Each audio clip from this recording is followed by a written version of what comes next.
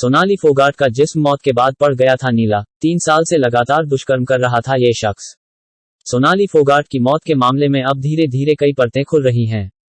इसके साथ ही ये भी साफ होता जा रहा है कि सोनाली की मौत नेचुरल डेथ नहीं बल्कि मर्डर है। सोनाली की पोस्टमार्टम रिपोर्ट और उनके परिजनों द्वारा पीए सुधीर सांगवान और सुखविंदर पर लगाए आरोप भी इसी ओर इशारा कर रहे हैं। गोवा पुलिस भी अब सोनाली की मौत के पीछे किसी बड़ी साजिश को मानकर तफ्तीश कर रही है। बता दें कि सोनाली फोगाट पीएम रिपोर्ट के मुताबिक उनके शरीर पर न सिर्फ चोट के गहरे निशान मिले हैं, बल्कि मौत के बाद सोनाली का जिस्म भी नीला पड़ चुका था। इस मामले में अब फॉरेंसिक टीम केमिकल जांच कर रही है। संपत्ति हड़पने के लिए की सोनाली की हत्या। सोनाली के भाई रिंकू ढाका ने इस हत्या के पीछे सोनाली के पीए सुधीर सांगवान और उसके साथी सुखविंदर का नाम लिया है। रिंकू ढाका का आरोप है कि सोनाली फोगाट की संपत्ति पर कब्जा करने के लिए सुधीर सांगवान और सुखविंदर ने बड़ी साजिश रची है। 2019 में पहली बार सोनाली से मिला था सुधीर। सोनाली फोगाट के भाई रिंकू ढाका के मुताबिक 2019 में सोनाली जब आदमपुर विधानसभा से बीजेपी के टिकट पर चुनाव लड़ रही थी, तब कार्यकर्ता के तौर पर सुधीर सांगवान और सुखविंदर उससे पहली बार मिले थे। इसके बाद सुधीर ने सोनाली के पीए के तौर पर काम करना शुरू कर दिया। धीरे धीरे सोनाली दोनों पर विश्वास करने लगी थी। सुधीर ने सोनाली के कुक और नौकरों को हटा दिया। सुधीर जब सोनाली का पीए बन गया तो उसने धीरे धीरे करके सोनाली के घर में काम करने वाले कुक और नौकरों को हटा दिया। इसके बाद वो खुद सोनाली के लिए खाना बनवाने लगा। रिंकू के मुताबिक 3 महीने पहले सोनाली ने उसे बताया था कि सुधीर ने उसे जो खीर दी, उसे खाने के बाद सोनाली के हाथ पैर कांपने लगे थे।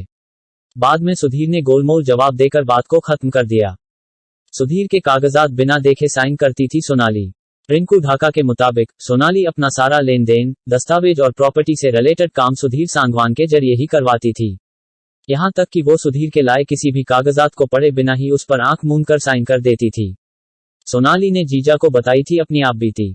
रिंकू ढाका के मुताबिक 22 अगस्त की शाम को उनकी बहन सोनाली फोगाट ने छोटे जीजा अमन पुनिया को फोन कर बताया था कि सुधीर ने उसे खाने में कुछ मिलाकर दिया है, जिससे उसे घबराहट और बेचैनी महसूस हो रही है।